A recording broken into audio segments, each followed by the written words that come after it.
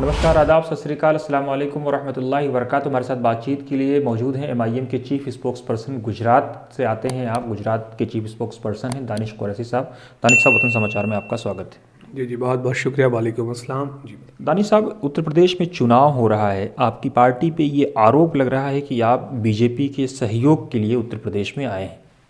देखिए, सबसे पहले तो मैं समझता हूँ कि गुजरात का मसला होता तो मैं बोलता तो ज़्यादा बेहतर है, लेकिन आरोपों की बात ऐसी है कि आरोप हमेशा से सब पे लगते आए हैं और लगते रहे हैं और लगते रहेंगे। मतलब कहने के लिए तो लोगों ने ना नबियों को छोड़ा है ना वलियों को छोड़ा है, तो ये असद साहब हैं, ईमानदारी कोशिश है उनकी, और मुझे लगता है कि लोगों की समझ में आया है और उनका मकबूलियत भी है यूपी में।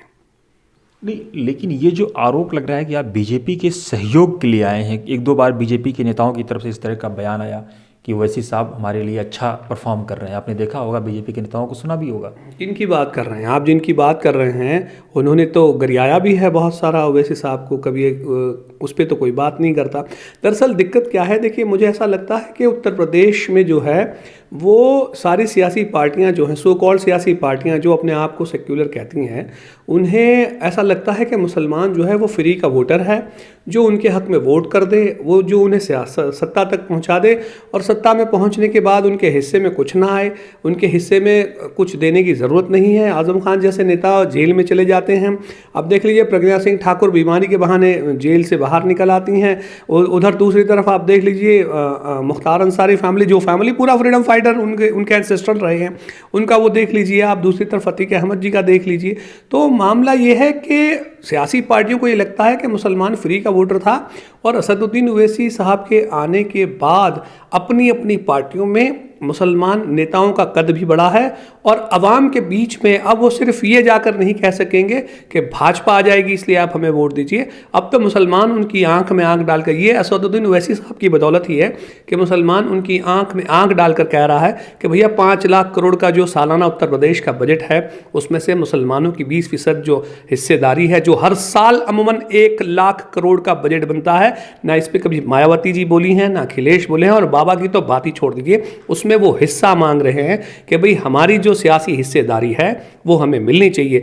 और अगर इसको कोई आरोप में वो करता है, लिप्त करता है, तो अपना अपना नजरिया है, ठीक है। नहीं, लेकिन आप हिस्सेदारी की बात कर रहे हैं, आप कह रहे हैं कि मुसलमानों की वैल्यू बढ़ी उनकी पॉलिटिकल पार्टीज में। सपा के मंचों पे आप देखें इस तरह के आरोप लग रहे हैं कि मुसलमानों को धक्का दिया जा रहा है। इज्जत कहाँ बढ़ी और तो जिल्लत हो रही है।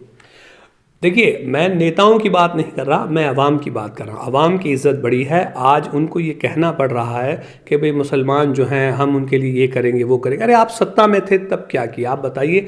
अखिलेश यादव ने रिजर्वेशन की बात कही थी किसी ज़माने में, क्या हुआ उनका? आप बताइए तरक्की के मामले में क्या हुआ उनका? आप बताइए मुसलमानों के जो हालात, जो सच्चर कमेटी के जो 2006 का रिपोर्ट था, उससे पहले के बहुत सारे कमीशंस के रिपोर्ट रहे हैं, उन रिपोर्ट का आज अगर काउंटर निकाला जाए तो क्या निकल के आता है? योगी की सरकार में तो आप देख लीजिए, मतलब एक तरफी पूरी कार्रवाई की जा रही है कानून के नाम पर। गरीबों मुसलमानों के घरों पर बुलडोजर घुमाया जा रहा है, छोटे छोटे लोगों को जेलों में बंद किया जा रहा है।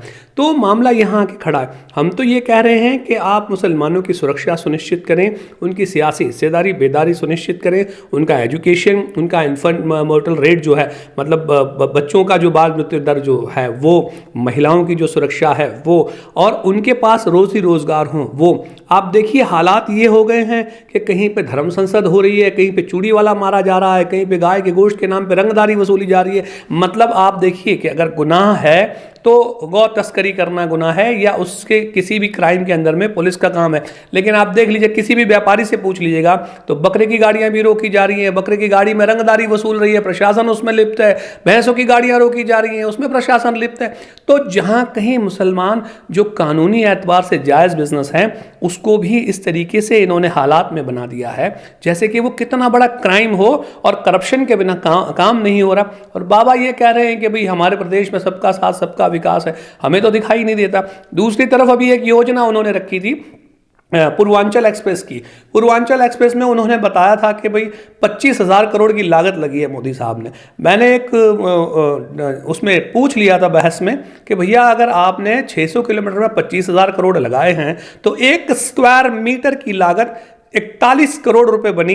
ये कौन सा हिसाब है, जरा हमको तो बता दीजिए। दरअसल ये पोलराइजेशन तो जो है भारतीय जनता पार्टी और दूसरी सो कॉल्ड सेक्युलर पार्टियां कर रही हैं। मैं तो ये जानना चाहता हूं कि अगर अखिलेश मुख्य विपक्ष के तौर पे हैं तो क्या वो ये जिम्मेदारी लेंगे कि अगर वो सत्ता में आ गए 2022 के बाद तो क्या जितना भी करप्शन हुआ है उसमें भारतीय जनता पार्टी की अभी की जो वर्तमान शासक पार्टी है इसका अगर इसको अगर लिप्त पाया गया तो क्या वो जेल में डालेंगे? तो उस पर तो वो बात ही नहीं करते, उस पर दामन बचाते हैं वो। अखिलेश ने तो कहा था कि हम भी अब फाइलें चेक करेंगे, हमको समझ में आ गया फाइलें चेक होनी चाहिए। नहीं तो पहले आपको समझ में नहीं आया था, उन्होंने तो आपके ऊपर टोटी चोरी का आरोप तक लगा दिए। अब आपको समझ में आ रहा है फाइलें। अगर आपके पास अगर इतना इल्म नहीं है कि आप सत्ता में आ सकें या फाइलें चेक कर सकें तो आपको सियासत में आना ही नहीं चाहिए था। होना यह चाहिए था कि भाई पिछली सरकार ने जो कुछ भी भ्रष्टाचार किए थे उसको उजागर करके लोगों को जेल में बंद करने। क्योंकि देखिए पैसा आवाम का है, पैसा ना अखिलेश जी का है ना बाबा का है, पैसा तो आवाम का है।